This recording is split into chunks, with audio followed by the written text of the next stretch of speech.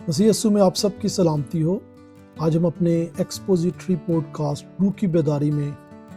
اپنے جو سیریز شروع کی ہے جس کا عنوان ہے یسوع مسیح اور خداوند کی شریعت، اس کے آخری اور چھٹے حصے میں ہے جس کا عنوان ہے اپنے دشمنوں سے محبت کرنا۔ اس میں ہم دیکھیں گے، میرے ساتھ متی 5 باب اور اس کی 38 سے 48 آیت تک ہم خدا کے کلام میں سے سیکھیں گے۔ آج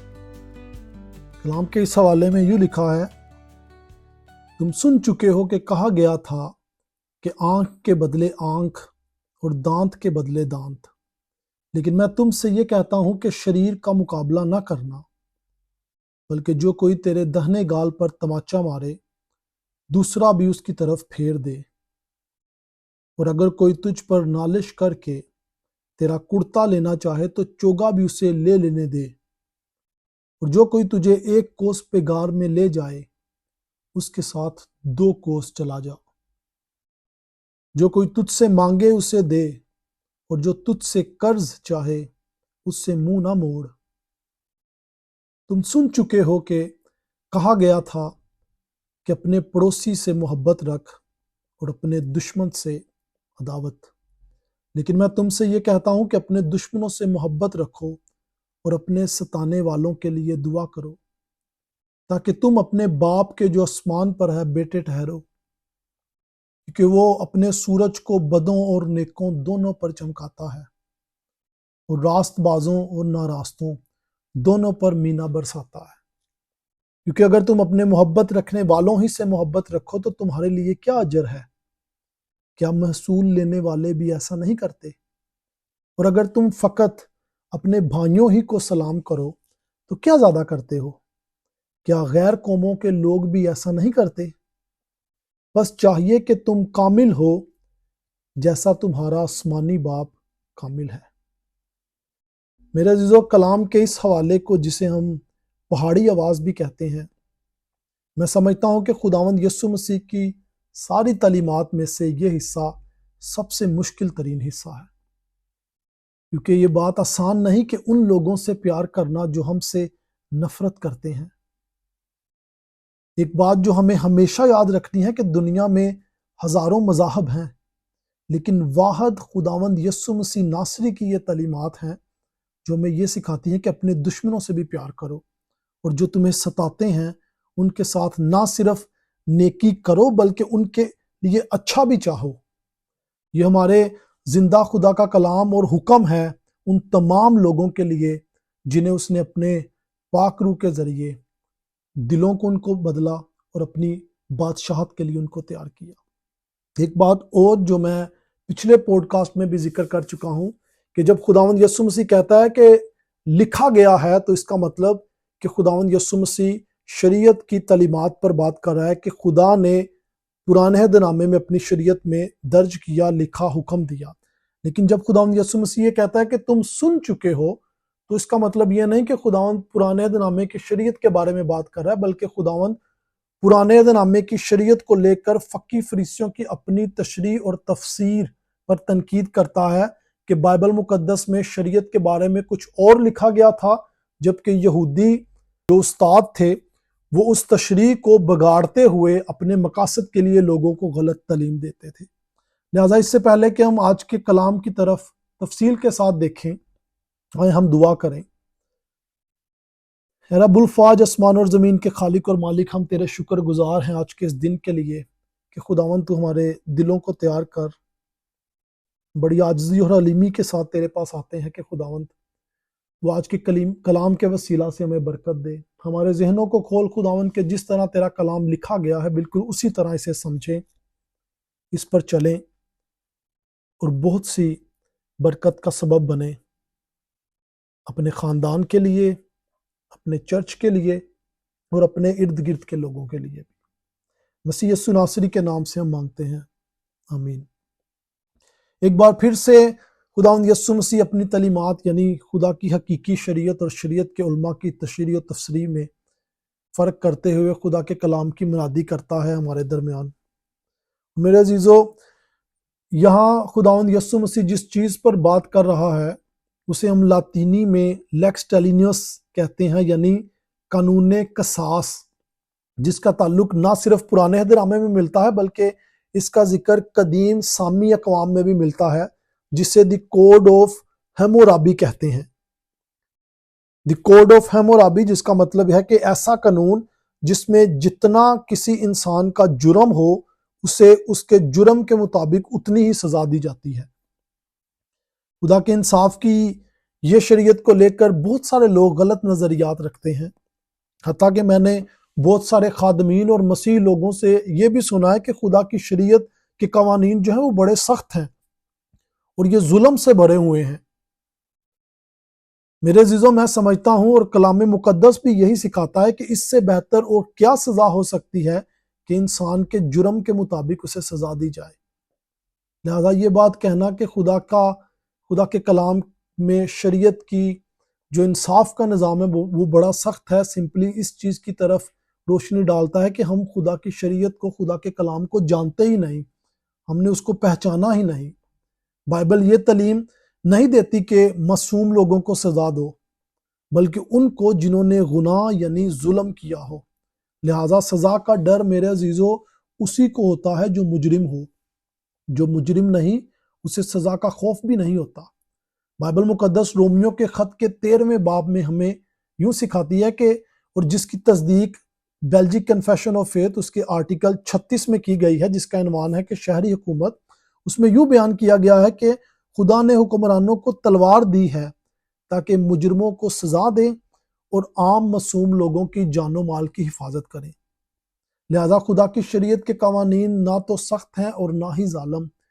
بلکہ یہ گناہ گاروں اور مجرموں کی بے راہ روی کو کنٹرول کرنے اور عام لوگوں کو اور ان کے جان و مال کی حفاظت کرنے کے لیے خداوند کی طرف سے عطا کیے گئے ہیں۔ خداوند کی شریعت کے قوانین کو ظالم اس صورت میں کہا جاتا اگر یہ مجرم کو اس کے جرم سے بڑھ کر سزا دیتے، مگر جب بائبل کہتی ہے کہ آنکھ کے بدلے آنکھ اور کان کے بدلے کان، تو یہ بات ثابت کرتی ہے کہ مجرم کو اس کے گناہ کے مطابق سزا دی جائے، جس کا مطلب یہ ہے کہ خدا کے انصاف کو انسان کی بھلائی کے لیے زمین پر قائم رکھا جائے۔ مثال کے طور پر اگر کوئی انسان کسی دوسرے کی آنکھ نکالتا اور اس کی 2 آنکھیں سزا کے طور پر نکال دی جاتی تو ہم کہہ سکتے تھے کہ یہ ظلم ہے۔ لہٰذا اگر کوئی آپ کو یہ تعلیم دیتا ہے کہ یہاں یسوع مسیح ناصری شریعت کے ان تمام قوانین کو ختم کر کے کوئی نئی تعلیم اور قوانین بنا رہا ہے، تو ایسا بالکل بھی نہیں ہے۔ یسوع مسیح نے بڑا واضح طور پہ کہا تھا کہ وہ شریعت کو ختم کرنے، منسوخ کرنے نہیں بلکہ پورا کرنے آیا ہے۔ لہٰذا میرے عزیزو، جو یسوع مسیح ہمیں کلام کے اس حوالے میں سکھا رہا ہے وہ خدا کی زندہ شریعت میں موجود انصاف کے نظام ہے، اور وہ اس انصاف کے نظام کو منسوخ نہیں کرتا بلکہ وہ انسان کی ذاتی اخلاقیات پر تعلیم دے رہا ہے۔ کلام کے اس حوالے میں وہ ہمیں یہ سکھا رہا ہے کہ ہمیں مسیحی ہوتے ہوئے کیسا رویہ رکھنا چاہیے۔ سب سے ضروری بات جو یہاں سمجھنے والی ہے وہ یہ ہے کہ خداوند یسوع مسیح لوگوں کے ذاتی رویوں پر کلام کر رہا ہے۔ جب ہم آیت 39 میں دیکھتے ہیں تو اس میں یوں لکھا ہے، لیکن میں تم سے یہ کہتا ہوں کہ شریر کا مقابلہ نہ کرنا، بلکہ جو کوئی تیرے دہنے گال پر تماچا مارے دوسرا بھی اس کی طرف پھیر دے۔ ہم اکثر اپنے آس پاس کے مسیحی بہن بھائیوں سے سنتے ہیں کہ اگر کوئی تمہارے دائیں گال پر تماچا مارے تو بایاں بھی اس کی طرف پھیر دو۔ پر میرے عزیزوں، میرا یہاں آپ سے ایک سوال ہے۔ سوال یہ ہے کہ خداوند یسوع مسیح نے کہا کہ اگر کوئی تیرے دائیں گال پر تھپڑ مارے تو بایاں بھی اس کی طرف پھیر دو، جبکہ حقیقت یہ ہے کہ ہم میں سے زیادہ تر دائیں ہاتھ والے ہیں۔ تو چنانچہ ہم زیادہ تر دائیں ہاتھ والے ہیں تو ہم کس طرح کسی دوسرے کے گال پر یعنی کسی دوسرے کے دائیں گال پر تماچا مار سکتے ہیں؟ کیونکہ نارملی اگر ہم دائیں ہاتھ والے ہیں تو اس کا مطلب ہم جو سامنے کھڑا انسان ہے اس کے بائیں گال پر تماچا ماریں گے، نہ کہ دائیں پر۔ تو کیا خداوند کا یہ حکم صرف ان لوگوں کے لیے ہے جو بائیں ہاتھ والے ہیں، جو حقیقت میں کسی انسان کے واقعی گائیں دال پر تماچا مار سکتے ہیں؟ یہ بات غور کرنے والی ہے اور میں چاہتا ہوں کہ آپ اس بات پر ضرور غور کریں۔ لیکن حقیقت یہ ہے میرے عزیزو کہ خدا یہ نہیں کہہ رہا کہ یہ حکم صرف ان لوگوں کے لیے ہے جو بائیں ہاتھ والے ہیں، بلکہ اس کے معنی بہت گہرے ہیں۔ مجھے یاد ہے آج سے کافی وقت پہلے انڈیا کی ایک فلم آئی تھی، شاید آپ میں سے کافی لوگ جانتے ہوں، جس کا نام تھا لگے رہو منا بھائی۔ اس میں سنجے دت کو مہاتما گاندھی جو ہے وہ نظر آتا ہے، اور وہ اسے یسوع مسیح کے کلام کی یہی تعلیم دیتا ہے کہ اگر کوئی تیرے ایک گال پر تھپڑ مارے تو دوسرا بھی اس کی طرف پھیر دے۔ مگر جب سنجے دت کے منہ پر کوئی تھپڑ مارتا ہے تو وہ دوسرا گال بھی اس کی طرف پھیر دیتا ہے، اور وہ انسان دوسرے گال پر بھی تھپڑ مار دیتا ہے، جس پر سنجے دت اس سے لڑنے لگ جاتا ہے۔ میرے عزیزو، کیا خداوند یسوع مسیح ہمیں یہ تعلیم دے رہا ہے یہاں پر کہ اگر کوئی دوسرے گال پر بھی تھپڑ مار دے تو آپ اس کے ساتھ لڑنا شروع کر دو؟ ایسا بالکل بھی نہیں ہے، بلکہ حقیقت میں یہ اس دور کی یہودی روایات کا ایک کہاوتی جملہ ہے، جس کا حقیقی مطلب یہ تھا کہ دوسرے لوگوں سے جو تمہیں ستاتے ہیں، تم پر ظلم کرتے ہیں، ان کا مقابلہ ہرگز مت کرو، یعنی انہیں جواب مت دو۔ اور ہم جانتے ہیں کہ یہ کام آسان نہیں ہے، کیونکہ جہاں کلام ہمیں یہ سکھاتا ہے کہ ابلیس ہمارا دشمن ہے، وہیں کلام ہمیں یہ بھی سکھاتا ہے کہ یہ دنیا اور ہمارا اپنا گناہ گار جسم، یعنی جسمانی نیت اور جسمانی ضمیر بھی ہمارا دشمن ہے۔ ہم بہت سے گناہ اس لیے بھی کر جاتے ہیں تاکہ دنیا کے سامنے ہماری عزت اور وقار قائم رہے، اب چاہے ہمیں جسمانی یا روحانی طور پر اس سے نقصان ہی کیوں نہ اٹھانا پڑے۔ جبکہ حقیقت یہ ہے کہ آپ کچھ بھی کر لیں، دنیا کے کسی بھی کونے میں چلے جائیں، اگر آپ حقیقی مسیحی ہیں تو یہ دنیا جو آپ کی دشمن ہے کبھی بھی آپ سے خوش نہیں ہوگی۔ لہٰذا ہمیں اپنے گناہ گار ضمیر، سوچ، خیالات کی بالکل بھی نہیں سننی چاہیے، کیونکہ یہ ہمارے اندر ہی ہماری اپنی دشمن ہے۔ اور اسی بات کو لے کر خداوند یسوع مسیح ہمیں یہ کلام سکھا رہا ہے کہ اپنے گناہ گار جسم کی انا، مرضی اور خواہش کا جواب مت دو۔ جب کوئی تم پر ظلم کرے تمہیں یہ ثابت کرنے کی ضرورت نہیں کہ تم اس سے زیادہ طاقتور ہو یا تم اس سے بدلہ لو گے، کیونکہ یہ کام خداوند خدا کا ہے، اور وہ بخوبی جانتا ہے کہ کس طرح اپنے لوگوں کو محفوظ رکھنا ہے اور ظالم اور شریر لوگوں کا انصاف کرنا ہے۔ اسی لیے استثنا 32 باب اور رومیو 12 باب میں وہ کہتا ہے کہ انتقام مت لو، انتقام لینا میرا کام ہے اور بدلہ میں ہی دوں گا۔ میرے عزیزو، یہی چیز خداوند ہمیں آگے آیات 40 سے 42 میں سکھاتا ہے، جب وہ کہتا ہے کہ اگر کوئی تجھ پر نالش کر کے تیرا کرتا لینا چاہے تو چوگا بھی اسے لے لینے دے، اور جو کوئی تجھے ایک کوس بیگار میں لے جائے اس کے ساتھ 2 کوس چلا جا۔ جو کوئی تجھ سے مانگے اسے دے، اور جو تجھ سے قرض چاہے اس سے منہ نہ موڑ۔ اگر آپ 41ویں آیت پر غور کریں تو لکھا ہے اگر کوئی زبردستی تمہیں 1 کوس یعنی 1 میل لے جانے پر مجبور کرے تو اس کے ساتھ 2 میل چلا جا۔ یسوع مسیح کے زمانے میں ایک رومی قانون رائج تھا جس کے تحت حکومت کسی بھی شخص کو یہ حکم دینے کا پورا اختیار رکھتی تھی کہ وہ بغیر کسی موازنے کے سرکاری سامان کو 1 میل تک اٹھا کر لے جا سکے، اور اس قانون کی خلاف ورزی کوئی انسان بھی نہیں کر سکتا تھا جو ان کی حکومت میں رہتا تھا۔ یہی وجہ ہے کہ جب خداوند یسوع مسیح کو صلیب دیا جا رہا تھا تو شمعون قرینی کو زبردستی خداوند یسوع مسیح کی صلیب اٹھانے کو کہا گیا۔ آگے 42ویں آیت ہمیں یوں سکھاتی ہے، جب خداوند یسوع مسیح کہتا ہے جو کوئی تجھ سے مانگے اسے دے، اور جو تجھ سے قرض چاہے اس سے منہ نہ موڑ۔ بلا شبہ یہ بہت اچھی بات ہے کہ ضرورت مندوں کی مدد کی جائے، مگر یہاں خداوند یسوع مسیح یہ بالکل بھی نہیں کہہ رہا کہ جو کوئی بھی تجھے تمہارے پاس آئے اور جب کبھی بھی تم سے کچھ مانگے بغیر جانے بغیر پہچانے اسے دیتے جاؤ، کیونکہ اگر ہم ایسا کریں گے اور کبھی کسی کو انکار نہ کریں تو میرے عزیزوں ہمارے ارد گرد کے لوگ ہی جو اس بات کو جانتے ہوں وہی ہمیں لوٹ لیں گے، اور ہم کسی ضرورت مند کو کچھ بھی نہیں دے سکیں گے جب واقعی کوئی ضرورت مند ہمارے پاس آئے گا، کیونکہ ہم نہیں جانتے اگر ہم جانے پہچانے بغیر کسی کو بھی اپنا مال و دولت پیسے دیتے جائیں تو ہمیں نہیں پتا کہ ہمارا پیسہ، ہماری دولت، ہماری کمائی جو ہے وہ کس جگہ، کس لیے اور کس مقصد کے لیے استعمال ہو رہی ہے۔ ہو سکتا ہے کہ لوگ اسے برے کاموں میں استعمال کریں اور یوں ہم ان کے برے کاموں میں ان کے شریک بن جائیں۔ کلام کے اس حوالے کو میرے عزیزو ابتدائی چرچ بڑے اچھے طریقے سے سمجھتی تھی، اسی لیے اگر ہم نئے عہد نامے کی ابتدائی رسولی کلیسیا کی تعلیمات کا تقاضا کریں تو ہمیں ان کی تعلیمات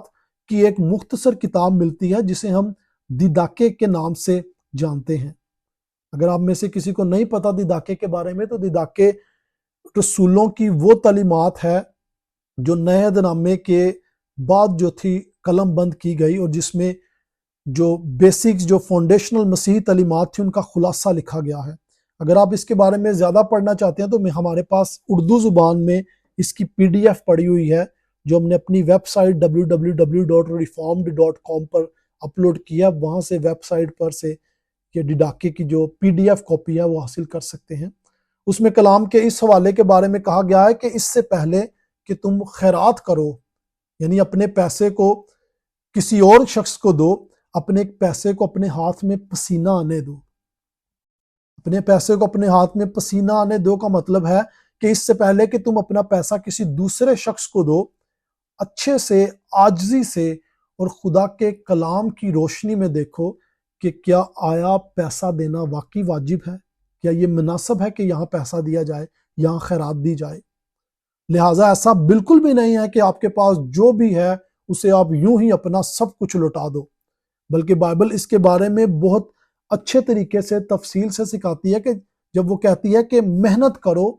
کہ ضرورت مند کو دینے کے لیے تمہارے پاس کچھ ہو، اور چرچ کی فلاح و بہبود کے لیے تمہاری محنت کام آئے۔ لہٰذا ہمیں بہت سمجھداری اور عقل کے ساتھ کام لینا چاہیے اپنے ہدیہ نذرانوں کے ساتھ اور خیرات کے معاملے میں،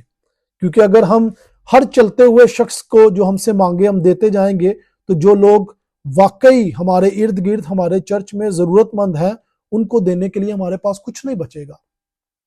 لہٰذا یہ بات بہتر ہے اور ضروری ہے کہ جس شخص کی آپ مدد کر رہے ہیں آپ واقعی جانتے ہوں کہ وہ بندہ واقعی ضرورت مند ہے، وہ آپ کو صرف استعمال نہیں کر رہا۔ اور یہ کوئی میری طرف سے تعلیمات نہیں ہے، یہ بائبل مقدس ہمیں یہ سکھاتی ہے۔ جب ہم آیت 43 پڑھتے ہیں تو ہم یسوع مسیح کی پہاڑی آواز کے سب سے مشکل حوالے پر بات کریں گے، جس میں یوں لکھا ہے، تم سن چکے ہو کہ کہا گیا تھا کہ اپنے پڑوسی سے محبت رکھ اور اپنے دشمن سے عداوت۔ اس کا مطلب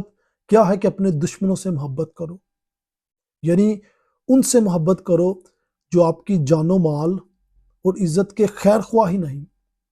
اور آپ پر ہر قسم کا ظلم اور ستم کرتے ہیں، اور ایون کہ ان لوگوں کا ساتھ بھی دیتے ہیں جو لوگ آپ پر ظلم اور ستم کرتے ہیں، اور بائبل کہتی ہے کہ ان سے محبت کرو۔ جب ہم ان چیزوں کے بارے میں سوچتے ہیں تو ہم کہتے ہیں کہ یہ کیسی تعلیم ہے، خداوند یسوع مسیح ہمیں کیا سکھا رہے ہیں؟ کہ ایسے تمام لوگوں سے پیار کرنا چاہیے میرے عزیزوں۔ بائبل مقدس میں خداوند یسوع مسیح واضح طور پر کہتا ہے کہ ہاں جی ہاں، ایسے تمام لوگوں سے پیار کرنا چاہیے جو ہمارے خیر خواہ نہیں، جو ہماری جان اور مال اور عزت کے دشمن ہیں، جو ان لوگوں کا ساتھ دیتے ہیں جو ہمارے دشمن ہیں، جو ان لوگوں کے ساتھ بیٹھتے ہیں جو ہمارا اچھا نہیں چاہتے، ہمارا اچھا نہیں سوچتے، ہمارے بچوں کے خلاف ہیں، ہمارے جان و مال کے خلاف ہیں، ہمیں کوئی ایسا موقع نہیں چھوڑتے جس میں ہمیں نقصان پہنچے۔ اور بائبل مقدس میں خداوند یسوع مسیح ہمیں کہتا ہے کہ نہ صرف ان کے ساتھ محبت کرو بلکہ ان کا اچھا بھی چاہو۔ صرف اتنا ہی نہیں کہ آپ دل میں ان کے لیے محبت رکھو، بلکہ یہ بھی کہ آپ ان کا اچھا بھی چاہو۔ لہٰذا ایک بات جو آپ کے جاننے کے لیے یہاں بہت ضروری ہے وہ یہ ہے کہ یہاں خداوند یسوع مسیح یہ بالکل بھی نہیں کہہ رہا کہ آپ ایسے لوگوں کے لیے اپنے دلوں میں محبت بڑے جذبات بھی رکھو، یعنی آپ نیت ضرور رکھو اپنے دل میں کہ ان کے لیے اچھا کریں، لیکن آپ پر لازمی نہیں کہ آپ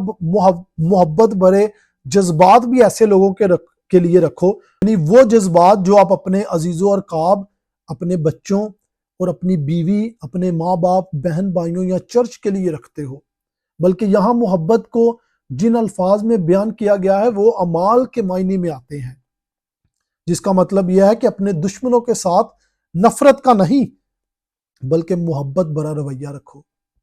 اس کی مثال ہمیں اپنے پچھلے پوڈ کاسٹ میں بھی ملتی ہے، جس میں ہم نے مبارکبادیوں کے بارے میں سیکھا تھا۔ وہاں پر بھی ہم نے اس موضوع پر بات کی تھی کہ جو تمہیں ستاتے ہیں ان کا بھلا چاہو، اچھا کرو ان کے ساتھ۔ بلا شبہ یہ بظاہر بہت سخت تعلیم لگتی ہے میرے عزیزو، اور آپ کہیں گے کہ ہم ایسا کیوں کر سکتے ہیں، کیسے کر سکتے ہیں؟ کہ خدا کا کلام کہتا ہے کہ ایسا کرنے سے ہم گواہی دیں گے کہ ہم واقعی خدا کے بیٹے بیٹیاں ہیں۔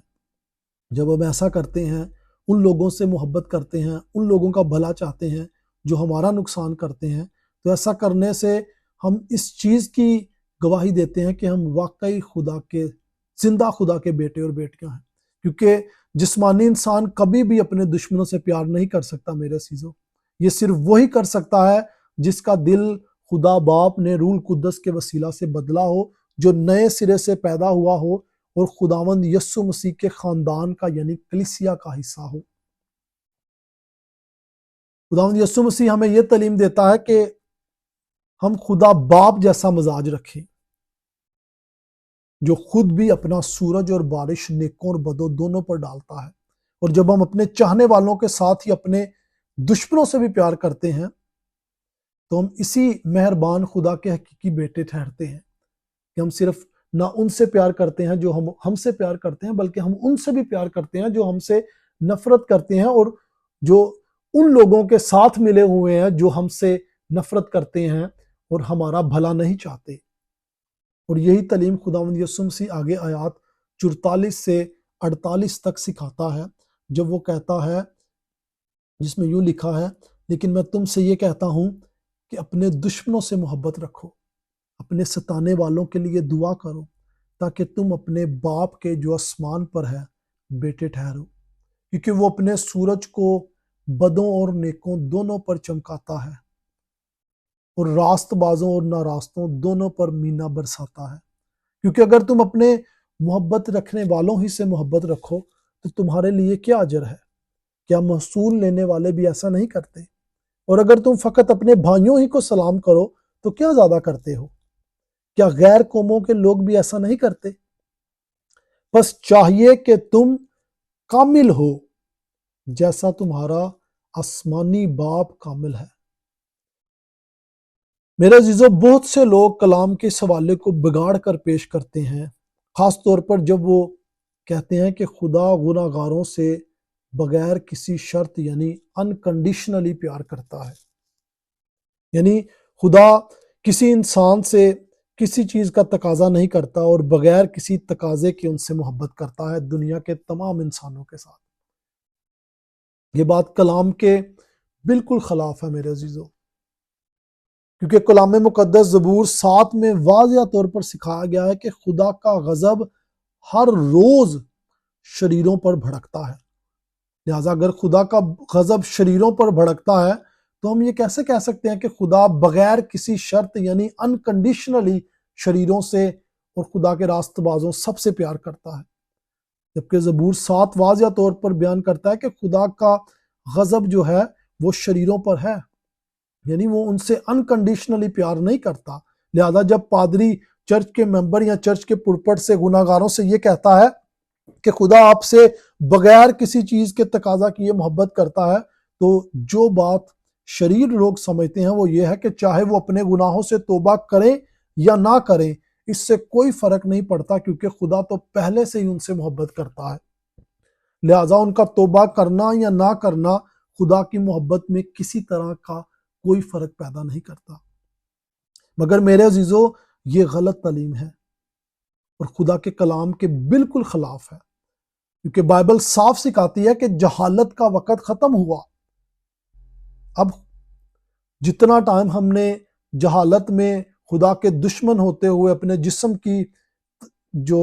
خواہشوں کے مطابق گزارا، وہ وقت اب ختم ہوا، بائبل مقدس سکھاتی ہے، کیونکہ خدا اب ہر جگہ دنیا کے ہر کونے میں ہر انسان کو یہ حکم دیتا ہے کہ وہ اپنے گناہوں سے توبہ کرے، اس کے احکام کے مطابق چلے۔ یہاں پر یہ نہیں لکھا کہ خدا بلاتا ہے، ان کو انوائٹ کرتا ہے کہ آپ توبہ کرو، بلکہ لکھا ہے کہ خدا حکم دیتا ہے، اور حکم کا مطلب یہ ہے کہ جو شخص حکم کو نہیں سنتا وہ خدا کے خلاف گناہ کرتا ہے۔ اور خداوند یسوع مسیح کہتا ہے کہ اگر تم توبہ نہیں کرو گے تو سب اسی طرح ہلاک ہوگے۔ یوحنا 3 میں لکھا ہے جو بیٹے پر ایمان نہیں لاتا اس پر خدا کی محبت نہیں بلکہ لعنت اور قہر رہتا ہے۔ اور یہی بات داؤد بادشاہ بھی کہتا ہے جب وہ کہتا ہے کہ بیٹے کو چومو اس سے پہلے کہ تم راستہ میں ہلاک ہو۔ لہٰذا آج جو شخص خدا کے بیٹے خداوند یسوع مسیح ناصری کو ہمارے نجات دہندہ کو نہیں مانتا، اس پر ایمان نہیں رکھتا، اپنے گناہوں سے توبہ نہیں کرتا،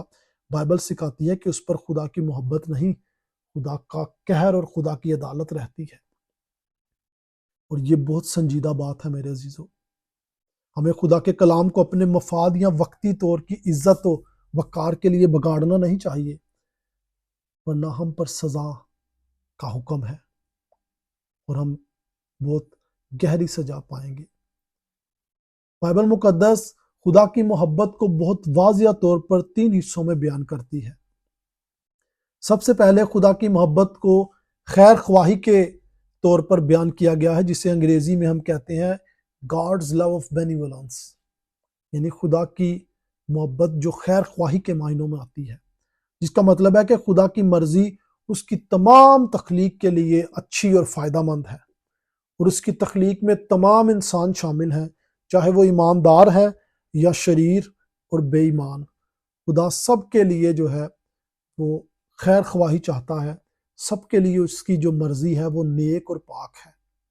دوسرے نمبر پر خدا کی محبت کو احسان مندی کے معنی میں بیان کیا گیا ہے، جسے ہم انگریزی میں کہتے ہیں God's love of beneficence، یعنی خدا کی احسان مند محبت۔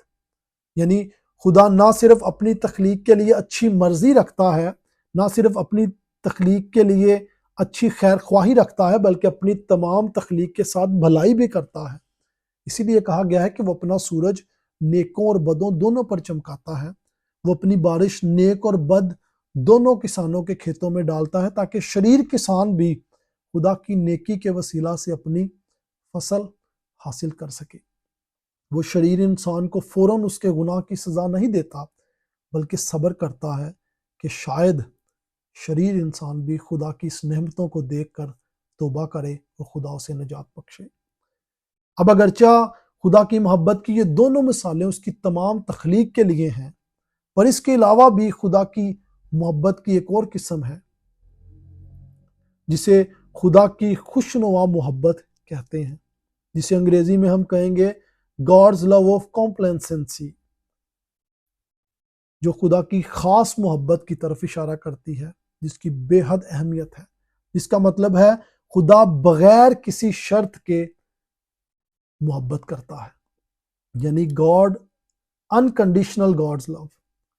خدا کی بغیر کسی شرط کے محبت۔ اور یہ محبت خدا باپ صرف اور صرف اور صرف اور صرف اپنے اکلوتے بیٹے ہمارے خداوند یسوع مسیح ناصری کے ساتھ کرتا ہے۔ یہ پوری دنیا کے لیے نہیں ہے، جیسا کہ بہت سارے خادمین سکھاتے ہیں کہ خدا کی محبت پوری دنیا کے لیے ہے، بلکہ یہ محبت صرف وہ اپنے بیٹے ہمارے خداوند یسوع مسیح ناصری کے ساتھ رکھتا ہے، اور یسوع مسیح کے وسیلہ سے ان تمام کے ساتھ بھی جن کا فدیہ خداوند یسوع مسیح نے اپنے صلیبی کفارے کے ذریعے دیا۔ میرے عزیزو، خدا کرے کہ ہم خدا کے کلام کو پڑھیں اور ویسے ہی سیکھیں اور سمجھیں اور آگے بھی سکھائیں جیسا کہ وہ لکھا گیا ہے، یعنی نہ تو اس میں کچھ بڑھائیں اور نہ ہی اس میں سے کچھ نکالیں۔ خدا آپ سب کو جو یسوع مسیح ناصری کو اپنا نجات دہندہ مانتے ہیں اور جو بیٹے پر ایمان رکھتے ہیں، خدا آپ سب کو برکت دے اور یہ توفیق بخشے کہ خدا کے کلام کو ویسے ہی سمجھیں جیسا یہ لکھا گیا ہے۔ آئیں ہم سب دعا کریں۔ رحیم خداوند ابدیت کے باپ، سلامتی کے شہزادے، ہم تیرے شکر گزار ہیں اس کلام کے لیے جو تو نے بخشا ہے باپ آسمانی۔ ہمیں یہ توفیق بخش خداوند کہ ہم تیرے ساتھ وفادار رہیں، ایمان میں ترقی کریں، مضبوط رہیں، اپنے بہن بھائیوں، اپنے چرچ اور اپنے ہمسایوں کے لیے خداوند خدا ایک اچھی اور نیک گواہی بنے، اور تیرے کلام کی منادی خداوند نہ صرف زبان سے بلکہ اپنے اعمال سے بھی ظاہر کرے۔ آج کے کلام کے وسیلہ سے خدا ہمیں برکت دے، اور ہمیں یہ توفیق بخش خداوند کہ جس طرح تو خدا ہم سے محبت کرتا ہے، ہم بھی اپنے چاہنے والوں کے ساتھ اور ان کے ساتھ بھی خداوند جو ہم سے نفرت کرتے ہیں، جو ہمارا برا چاہتے ہیں، ان کے ساتھ بھی محبت کر سکیں۔ خداوند بے شک ہمارے اپنے جسم میں یہ ناممکن ہے، لیکن ہم تیرے روح کو مانگتے ہیں کہ خداوند تو ہمیں سکھا، ہمارے دلوں کو تیار کر، تاکہ خدا تیرے ہی نام کو جلال ملے اور کلیسیا کی بھلائی ہو اس دنیا میں۔ ہم یہ سب کچھ مانگتے ہیں تیرے بیٹے اپنے خداوند یسوع مسیح ناصری کے نام سے، اور اپنے گناہوں کی معافی کی خاطر، آمین۔